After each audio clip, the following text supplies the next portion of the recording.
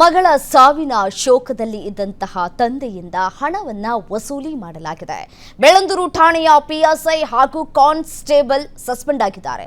Suspend ಮಾಡಿ white field DCP Parashuram ಆದೇಶವನ್ನ ಹೊರಡಿಸಿದ್ದಾರೆ.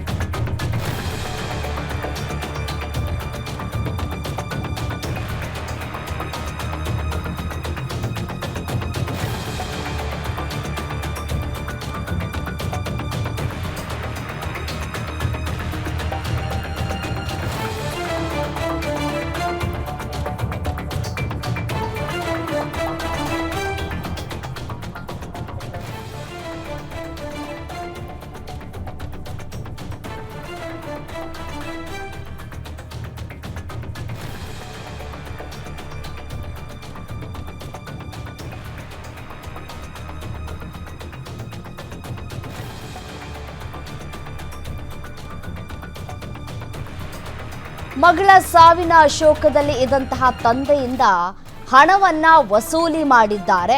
ಬೆಳ್ಳಂದೂರು ಠಾಣೆಯ ಪಿಎಸ್ಐ ಕಾನ್ಸ್ಟೇಬಲ್ ಸಸ್ಪೆಂಡ್ ಮಾಡಿ ವೈಟ್ ಫೀಲ್ಡ್ ಡಿಸಿಪಿ ಪರಶುರಾಮ್ ಅವರು ಆದೇಶವನ್ನ ಹೊರಡಿಸಿದ್ದಾರೆ. ಅನಾರೋಗ್ಯದಿಂದ ಸಾವನ್ನಪ್ಪಿದ್ದಂತಹ ಖಾಸಗಿ ಕಂಪನಿಯ ಸಿಎಫ್ಒ ಪುತ್ರಿ, ಮೆದುಳು ರಕ್ತಸ್ರಾವದಿಂದ ಮೃತಪಟ್ಟಿದ್ದಂತಹ ಸಿಎಫ್ಒ ಪುತ್ರಿ ಅಕ್ಷಯ ನೋಡಿ, ಆಂಬ್ಯುಲೆನ್ಸ್ ಪೊಲೀಸರಿಗೆ ಹಣವನ್ನ ಕೊಡಬೇಕು ಅಂತ ಹೇಳಿ ಬೇಡಿಕೆಯನ್ನ ಇಟ್ಟಿದ್ದಾರೆ.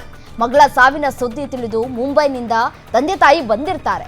ಯಾವ ಸೌಜನ್ಯವನ್ನು ತೋರಿಸದೆ ಹಣವನ್ನ ಕೂಡ ಪಡೆದುಕೊಂಡಿದ್ದಾರೆ. ಪಿಎಸ್ಐ ಯುಡಿಆರ್ ಕೇಸ್ ರಿಜಿಸ್ಟರ್ ಮಾಡೋದಕ್ಕೆ 5,000 ಹಣವನ್ನ ಪಡೆದುಕೊಂಡಿದ್ದಾರೆ. ಇದರಿಂದ ಬೇಸತ್ತು ಪೋಸ್ಟ್ ಅನ್ನ ಹಾಕಿದ್ದಾರೆ ಖಾಸಗಿ ಕಂಪನಿ ಸಿಎಫ್ಒ. ಈ ಸಂಬಂಧ ವಿಚಾರಣೆ ನಡೆಸಿ ವರದಿಯನ್ನ ನೀಡುವಂತೆ ಸೂಚನೆಯನ್ನ ಕೊಟ್ಟಿದ್ದಾರೆ ಡಿಸಿಪಿ. ತನಿಖೆಯಲ್ಲಿ ಹಣ ಪಡೆದಿರೋದು ಸಾಬೀತಾದ ಹಿನ್ನೆಲೆಯಲ್ಲಿ ಸಸ್ಪೆಂಡ್ ಆಗಿದ್ದಾರೆ. ಪಾಪ ತಂದೆ ತಾಯಿ ಮಗಳನ್ನ ಕಳೆದುಕೊಂಡಿದ್ದಾರೆ. ಈ ವಯಸ್ಸಿನಲ್ಲಿ ಮಾನವೀಯತೆ ಅನ್ನೋದು ಮರ್ತೆ ಹೋಗ್ಬಿಟ್ಟಿದ್ದಾರ ಪೊಲೀಸ್ ಇಲಾಖೆಯ ಅಧಿಕಾರಿಗಳು ಅಂತ ಹೇಳಿ, ನಮ್ಮ ಪೊಲೀಸ್ ಇಲಾಖೆಯ ಅಧಿಕಾರಿಗಳಿಗೆ ಏನಾಗ್ತಾ ಇದೆ ಅಂತ ಹೇಳಿ ಇತ್ತೀಚಿನ ದಿನಗಳಲ್ಲಿ ಗಮನಿಸ್ತಾ ಇದ್ದೀವಿ.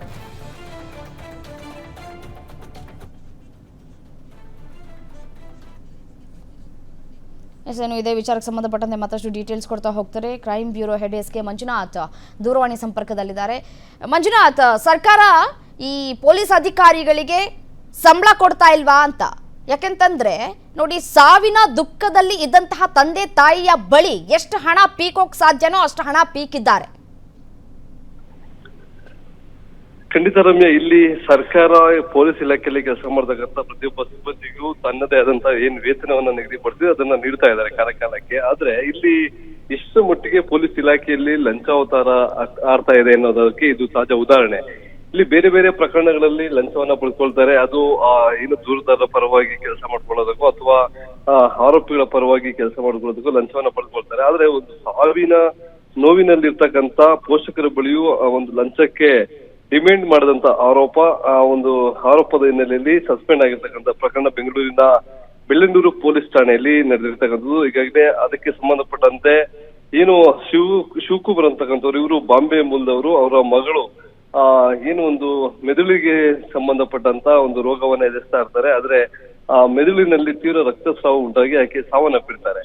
ಆ ಸಾವಿನ ಸುದ್ದಿ ತಿಳಿದು ಬೆಂಗಳೂರಿಗೆ ಬಂದಂತ ಅವರ ಪೋಷಕರು ಆಕೆ ಅಂತ್ಯ ಸಂಸ್ಕಾರ ಮಾಡೋದಕ್ಕೆ ಅಥವಾ ಬಾಡಿಯನ್ನ ಪೋಸ್ಟ್ ಮಾರ್ಟಮ್ ಮಾಡೋದಕ್ಕೆ ಏನು ಪ್ರೋಸೆಸ್ ಇರುತ್ತೆ ಅದಕ್ಕೆ ಮುಂದಾದಾಗ ಅದಕ್ಕೆ ಬೇಕಾದಂತ ಪ್ರಕ್ರಿಯೆಗಳನ್ನ ನಿಭಾಯಿಸೋದಿರ್ಬೋದು, ಅದಕ್ಕೆ ಶವವನ್ನ ಸಾಗಾಟ ಮಾಡೋದಕ್ಕೆ ಆಂಬುಲೆನ್ಸ್ ವ್ಯವಸ್ಥೆ ಇರ್ಬೋದು, ಇವೆಲ್ಲದಕ್ಕೂ ಹಣವನ್ನ ಡಿಮ್ಯಾಂಡ್ ಮಾಡಿ 5,000 ರೂಪಾಯಿ ಹಣವನ್ನ, ಆಮೇಲೆ ಯುಡಿಆರ್ ಕಾಪಿಯನ್ನ ತೆಗೆದುಕೊಳ್ಳೋದಕ್ಕೆ 5,000 ಹಣವನ್ನ ತೆಗೆದುಕೊಂಡಂತ ಆರೋಪ ಇವರ ಮೇಲೆ ಇರ್ತಕ್ಕಂಥದ್ದು. ಈ ಒಂದು ಪೋಸ್ಟ್ ಯಾವಾಗ ಸೋಷಿಯಲ್ ಮೀಡಿಯಾದಲ್ಲಿ ಒಂದು ಮೃತ ಯುವತಿಯ ತಂದೆ ಶಿವಕುಮಾರ್ ಅಂತಕ್ಕಂಥವ್ರು ಆ ಪೋಸ್ಟ್ ಅನ್ನ ಶೇರ್ ಮಾಡ್ತಾರೆ. ಅದನ್ನ ನೋಡಿದಂತ ಡಿಸಿಪಿ ವೈಟ್ ಫೀಲ್ಡ್ ವಿಭಾಗದ ಡಿಸಿಪಿ ಪರಶುರಾಮ್ ಅವರು ಈ ಒಂದು ಪ್ರಕರಣವನ್ನ ಯಾರು ಹ್ಯಾಂಡಲ್ ಮಾಡಿದ್ರು ಅವರ ವಿಚಾರಣೆ ನಡೆಸಿ ಅವರು ಹಣವನ್ನ ಪಡ್ಕೊಂಡಿರೋದು ಸಾಬೀತಾದಂತ ಹಿನ್ನೆಲೆಯಲ್ಲಿ ಇಬ್ಬರನ್ನ ಅಮಾನತು ಮಾಡಲಾಗಿದೆ. ಅವರು ಸಬ್ ಇನ್ಸ್ಪೆಕ್ಟರ್ ಸಂತೋಷ್ ಜೊತೆಗೆ ಕಾನ್ಸ್ಟೇಬಲ್ ಗೋರಖನಾಥ್ ಅಂತ ಇಬ್ಬರು ಸಿಬ್ಬಂದಿಯನ್ನ ಅಮಾನತು ಮಾಡಿ ಆದೇಶ ಹೊರಡಿಸಿದ್ರು. ಜೊತೆಗೆ ಇಲಾಖಾ